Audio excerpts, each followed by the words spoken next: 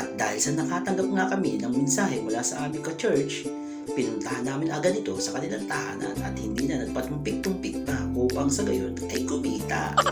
At kita mo nga naman kasama pa namin ngayon ang aming anak si Jenny.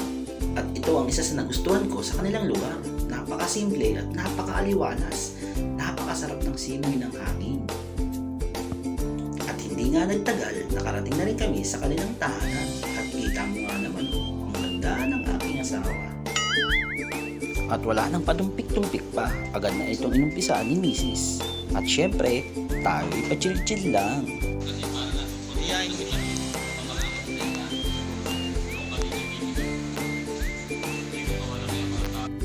At syempre, dumating na rin ang aking parte, ang pagmamasahe.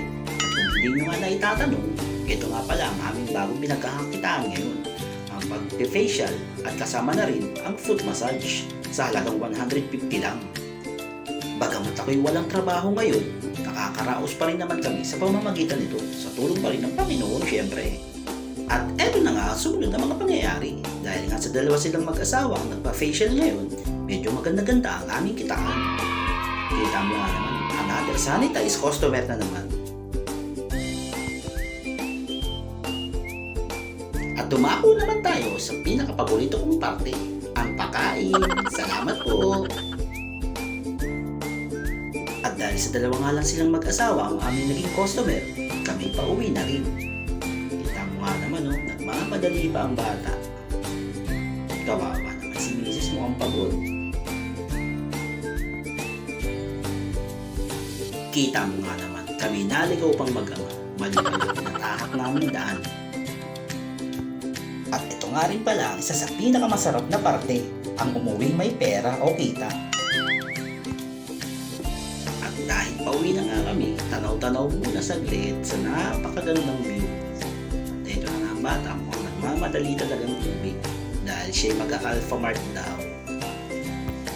Medyo malayo nga lang talaga ang lakarin sa kanila, pero okay lang. Kita mo naman ang magagandang tanawin.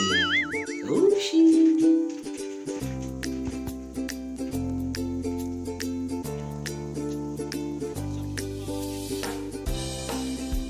At narito na nga kami sa aming tahanan.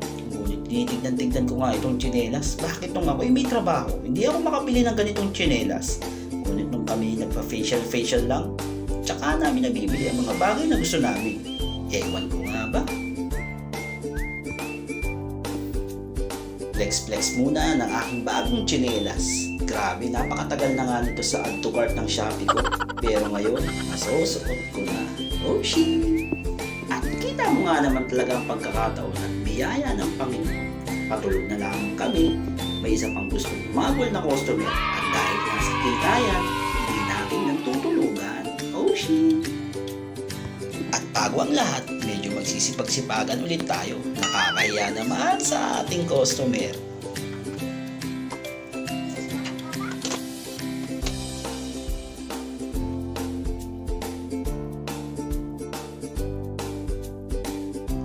Eto nga pala ang kaganapan pag dito sa aming tahanan ginagawa ang facial.